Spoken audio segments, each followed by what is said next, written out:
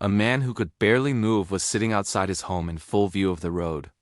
Nearby, laborers were working in a field. His sister stepped away for only a few minutes.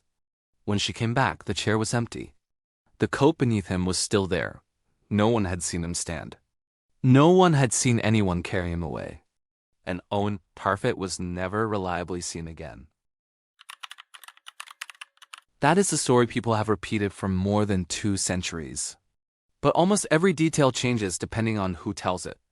The year may have been 1763 or 1768. Even the women's names shift between versions. So tonight, we are not pretending this is a perfect case file.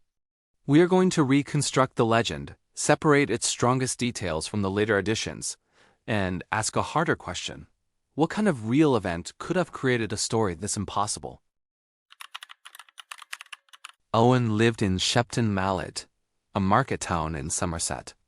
By the time of his disappearance, he was old, frail, and severely disabled. Accounts describe him as unable to walk without being carried. But the quiet figure in the chair was said to have lived a very different life when he was young. Later stories turned him into a soldier, a sailor, a smuggler, even a companion of pirates. Perhaps those tales were true. Perhaps Owen invented them. Either way, the village knew him as a man with a past, and a man who now depended on his sister for almost everything. On a warm day in June, Owen asked to be taken outside. His sister and a younger neighbor reportedly lifted him into a chair near the front of the cottage. A heavy coat was folded beneath him for comfort. From there, he could watch the road and the men working in a nearby field. Then the weather began to turn.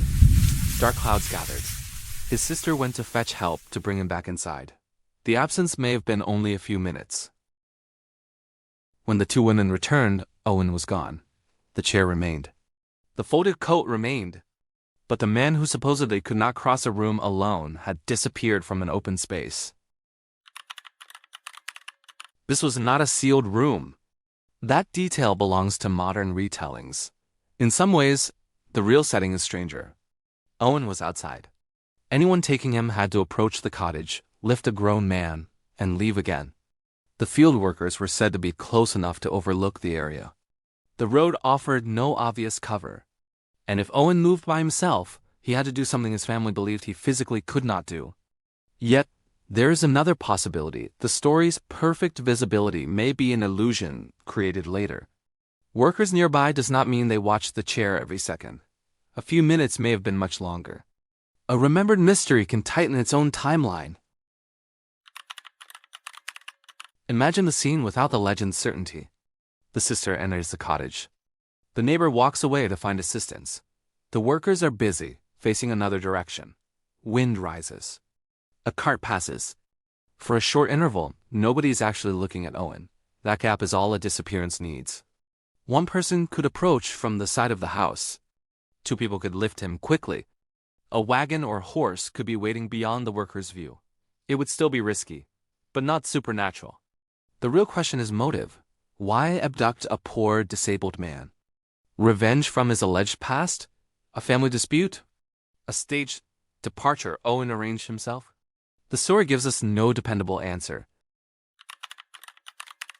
There is no surviving modern-style investigation report to tell us exactly who searched, how far they searched, or when the first written account appeared. We cannot prove the chair was continuously visible. We cannot prove Owen was completely paralyzed. We cannot even settle the year. Those weaknesses do not destroy the mystery. They change it. Instead of an impossible vanishing witnessed by an entire village, we may be looking at a poorly documented disappearance that became sharper, cleaner, and more impossible every time it was retold. Theory 1. Owen was secretly helped away. If his disability was exaggerated, or if he retained some movement, he may have planned an escape with someone he trusted. The problem is what came next. An elderly man with little money would need shelter, transport, and silence from everyone involved. Theory 2. He was abducted. A small group could exploit the brief blind spot and carry him to a waiting cart. This explains the empty chair, but not the motive, unless the colorful stories about Owen's past contained a forgotten enemy. Theory 3. Someone in the household knew more than they admitted. Caregiver exhaustion, conflict, or an accident could produce a cover story. But this theory is often repeated with no evidence and unfairly turns his sister into a villain simply because she was present. Theory 4. There was no single dramatic event. Owen may have died or disappeared under ordinary circumstances, and the famous chair scene grew later from local gossip. It is the least cinematic explanation, and historically, it may be the most realistic. If we rank the theories by what they require, folklore comes last. It explains everything only by abandoning evidence. A solo escape is possible only if Owen's condition was misunderstood. Household involvement is possible, but unsupported. A brief, assisted removal fits the physical scene best, provided there really was an unwatched gap. But the legend growth theory explains something even bigger: why the date, names, timing, weather, witnesses, and details refuse to stay fixed. The more perfect the mystery becomes, the less certain its foundation appears. And yet, one fact survives every version. A man named Owen Parfitt entered the folklore of Shepton Mallet because people believed he vanished and was never found. Maybe someone carried him away while every witness looked elsewhere. Maybe he escaped a life that had become a prison. Maybe the story we inherited is only the shadow of what really happened. But picture that chair for one final moment. An old coat folded on the seat, a storm moving over the Somerset hills, and two women standing where Owen should have been. Whatever happened in that missing interval was ordinary enough to occur in the real world, and strange enough to remain alive more than 250 years later.